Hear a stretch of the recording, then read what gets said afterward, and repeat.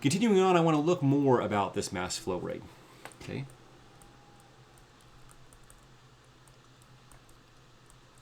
Let's look at a mass flow rate. Okay. And we're going to do this in a very general way. And it's going to be hard for me to draw this three-dimensionally, but I would encourage you to look at your textbook for maybe a better drawing of this. Let's say we have an area. This is my area, my three-dimensional area. And I have some, let's consider water that's flowing through this area. It's flowing in here through this area like this. Okay?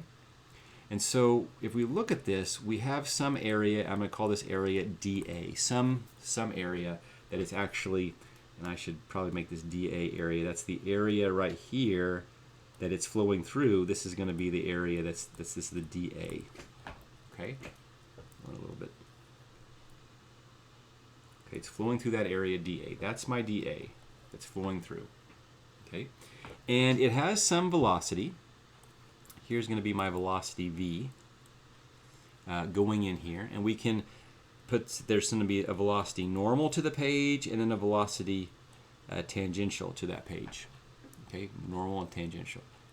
Now, realistically, this page that was flowing, maybe we make it a screen could be moving as well. It could be moving back and forth, and so there's going to be some relative velocity that's happening here.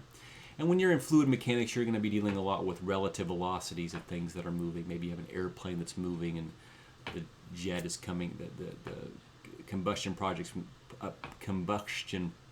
the jet are coming out the back of the airplane, and you're going to have to deal with relative motion. You probably dealt with that dynamics as well. In thermo, a lot of our stuff isn't moving. It's stationary, and so we're not going to be dealing with relative velocity that much, and so I'm going to just mention it here, but not really go into detail here. So let's start developing what mass flow rate was. Well, we know we said mass. We said mass is equal to density times volume, or is equal to volume over specific volume. We talked about that right at the beginning, maybe second, third lecture of this semester. Okay, and so we could also write this, if I take this equation, and I could say, well, mass is equal to density. What is volume equal to? Well, volume could be equal to the normal velocity times the area times my change in time. Okay, now that may not come out right to you. You might say, I don't see that right away. Well, let's look at the units here. The units here, velocity, are going to be in meters per second. The area is going to be in meters squared. And the time is going to be in seconds. And you can see there that if you do that, you're going to get meters cubed, which is a volume. So what we've done is we've taken this idea and we've expanded it out and made it more complicated, but also tried to take into consideration all our variables that we have to deal with in this problem. Okay? Now, if we took this meters cubed times our density, which is kilograms per meters cubed, we're going to get a mass of kilograms. And the same thing works with the English engineering units. All right?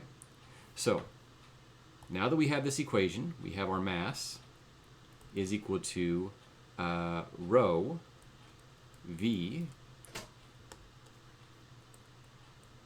dA times delta t. Now what I want to do is I want to look at this. I want to find what the mass flow rate is. I want to take this mass with respect to time, and I want to take the limit as this delta t goes to 0. I want to look at it instantaneously.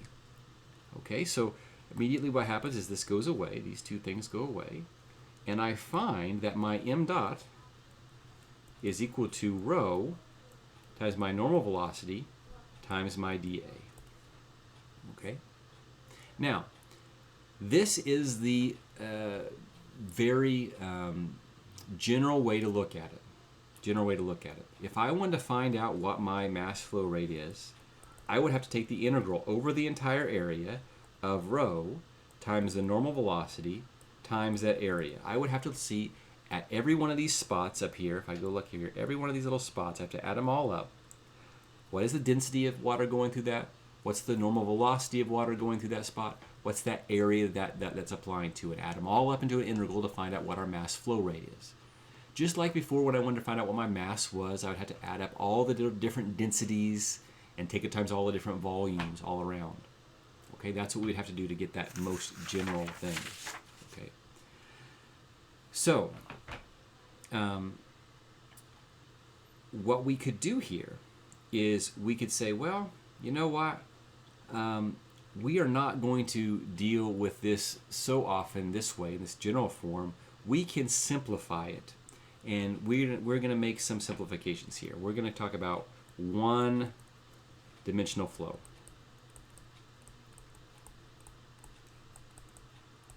Okay, one-dimensional flow. One-dimensional flow, we're going to make a couple of assumptions here.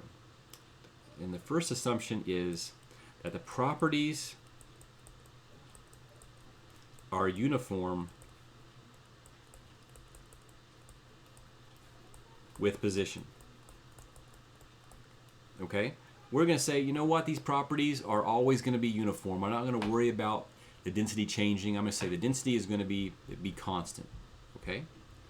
We are going to say too that the flow is going to be normal to the boundary. Okay? We're going to be dealing with pumps and pipes and things like that. And what's coming into that control volume, we're going to say that our flow is going to be normal to that port of that control volume. We're not going to have flow coming in really in some weird angle. We're going to say it's going to be coming in normal. That'll just simplify things anywhere. So we don't have to worry about normal velocity. We'll just say it's velocity. Okay? We are going to say also it's one-dimensional flow. Like I said, one-dimensional.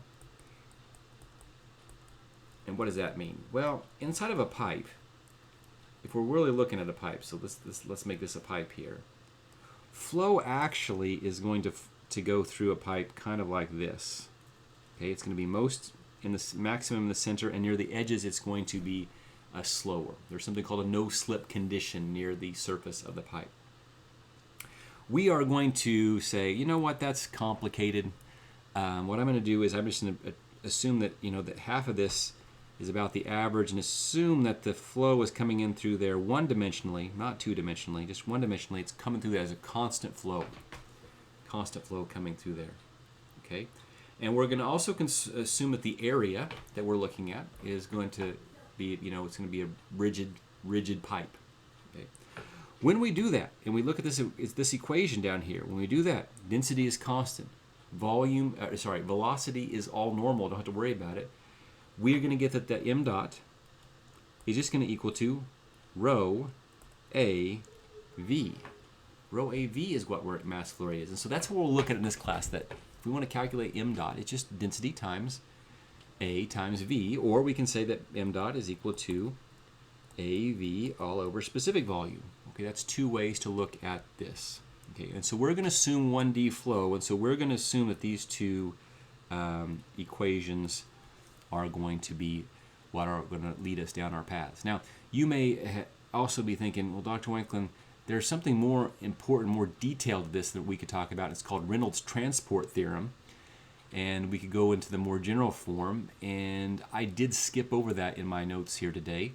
It's provided to you in the book.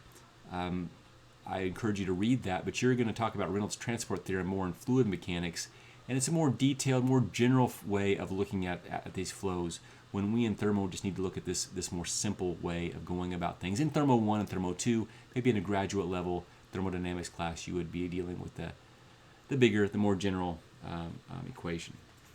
Okay, now I want to tell you one thing in here, that in m dot, let me change my things here. In m dot is equal to rho AV. This AV is called, look at this, is called mass, sorry, meters squared times meters per second. You can see this is going to be meters cubed per second. This portion of it is going to be called volumetric flow rate. So, volumetric flow rate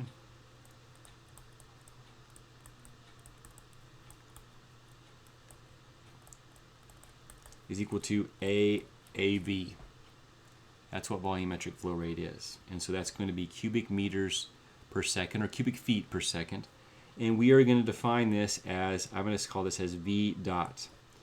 Now, your book might call it Q.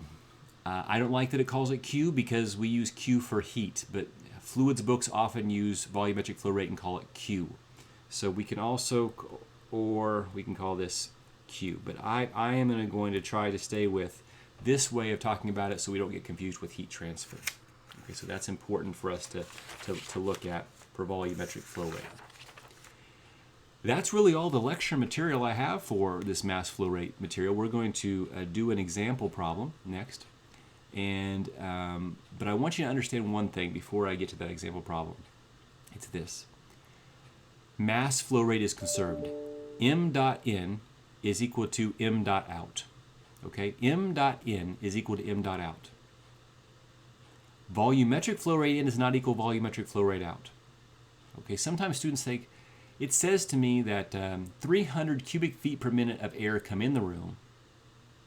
Does that mean that 300 cubic feet per air have to go out of the room? You think maybe it should. But because the density of that air may change, it could be that more or less volumetric flow rate is needed to keep the mass flow rate constant. So remember, volumetric flow rate is not conserved, mass flow rate is. All right, we'll get to our example next.